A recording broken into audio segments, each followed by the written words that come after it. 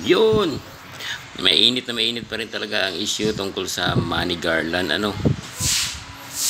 Sa akin, sa ngayon, mas okay na lang na hindi isabit yun.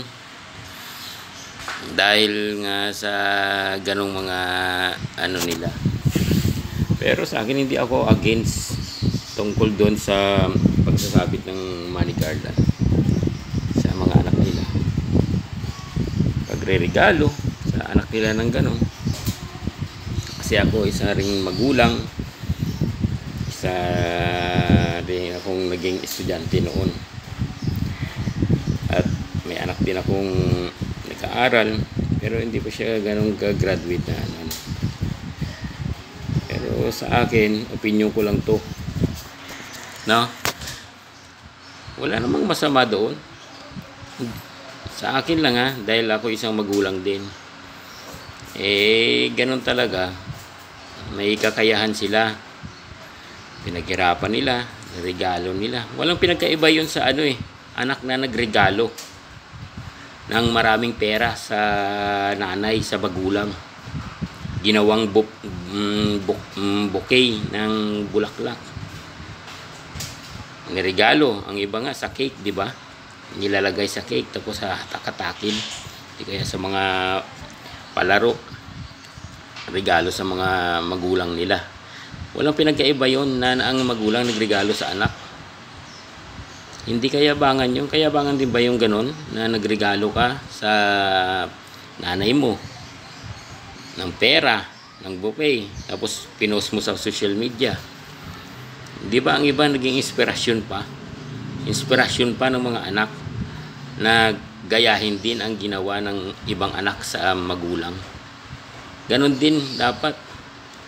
Naging inspirasyon na lang, hindi yung kainggitan. Nagiging mukhang inggitero tayo Pero sa akin sa opinion ko lang ito. Opinion ko lang. Wala namang masama doon. Sa na yun. Kayabangan na ba yun? Pinagyayabang na ba nila? Sa akin, hindi kayabangan yun. Natuwa lang sila sa naabot ng anak nila. Walang pinagkaiba yun sa nagregalo yung anak sa magulang, yung mga achievement niya, pasasalamat. Tayo mga magulang, di ba, ang pakiusap na natin sa mga anak natin magtapos ka, anak. Kung ako meron, bakit bonggahin ko rin. Nasa pagpapaliwanag mo rin yan sa anak mo pagpapalaki din natin na kung maging makontento sa anong kakayahan mo. Huwag mo ganong pilitin kung hindi mo kaya. Makontento ka kung anong meron ka.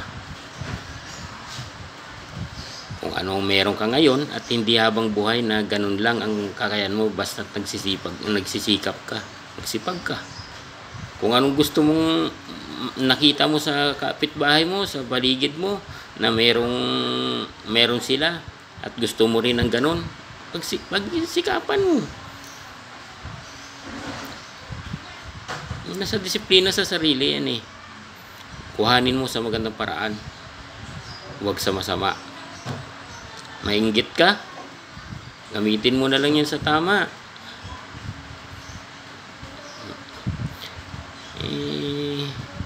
Yung sa atin na kasi pinangimasukan natin yung mga puso, damdamin ng iba, gusto nilang magpasaya lang sa graduate na anak nila. Nandun na rin ang magiging rules ng eskwelahan. Sige, bawal sa taas ng stage, kasi hindi dapat pera ang isinasabi talaga doon. Hindi diploma tsaka garland pwede. Pagbaba ng stage, yun pwede. Magpa-picture taking, yung nakita ng picture naman sa lang naman nasa baba ng stage, hindi kayo tapos na yung seremonya, saka umakyat ng stage ulit, pwede. Tapos na yung seremonya magpa-picture sila para lang, memorabilia nila, diba? tayo masyadong madamdamin. Hindi naman tayo inaano ng mga yun. Kung nayayabangan tayo, nasa atin na yun. Pero sa akin na bilang isang magulang, hindi ako nasasaktan. Kahit naregaluhan pa yung Lamborghini dyan o Ferrari.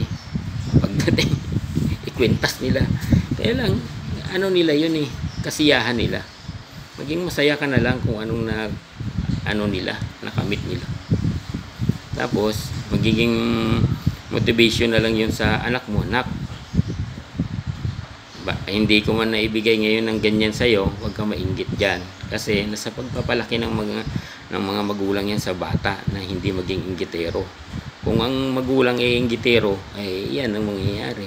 Maging inggitero na rin ang anak.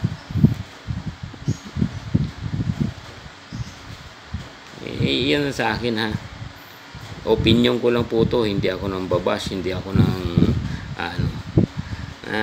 minsan sa pamilya nagsisimula talaga yung pag-uugali. Hindi naman tayo matino, hindi tayo perfectong pamilya, pero mas magandang may pinababaon parati tayo sa mga anak natin na magandang pag-uugali. Kasi hindi yan pinagkaiba ng anak na nagbigay sa magulang ng regalo. Minsan sa public pa nila ginagawa. Minsan pinaprank pa, di ba? Wala tayong masabi doon, nagiging inspirasyon pa. Wow, napapawaw, sana all. Ganyan. Pag ang akin kasi pag yung wow, sana all, parang may inggit yun Alisin niyo yun. Alisin niyo yun sa mga sarili niyo. Kung anong kaya lang, palakihin niyo yung mga anak nyo na maging malawak ang pag-iisip at pag-uunawa. Ganun, babaon nyo. Di, kahit sa aspeto sa trabaho, magiging ingitero yung mga anak nyo. Pareho lalo na pag nakapagtrabaho. Inggit doon dahil siya maganda, matalino, may pinagtapos. Nakapagtapos ng mataas ang posisyon niya, ganun. Hindi niya na mababa lang siya. Inggit, sama ng loob, hindi niya na magsisikap. Puro inggit na lang. Ayan, nasa dibdib. Wala na yung nasa isip na, kaya ko yan, kaya ko to. Hanggat sa, paglaki ng anak mo, magiging inggit na ito wala. Walang yung dapat ika-inggit sa nakamit ng iba.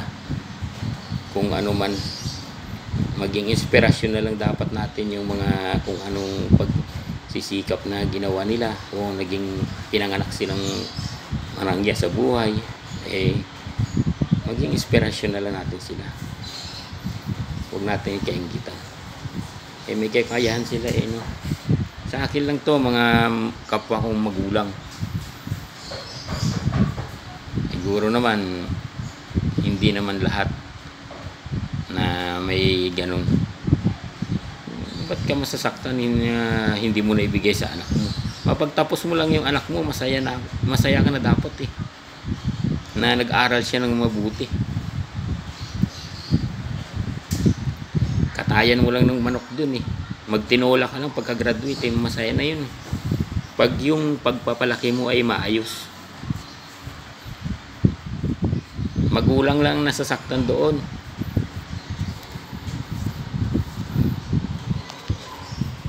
Na inggitero. Pero pag hindi na iinggit, bakit ba? Lawakan natin yung ating pang-uunawa at hindi ka maiinggit sa kapwa. Di ba? Ay nako. God bless po sa ating lahat at isang magandang araw. Sana kahit na medyo malabo ang aking pagpapaliwanag sa inyo, nakuha nyo. Bilang isang magulang din God bless po sa inyo at maging malusog po tayo lagi. Singgo lang to.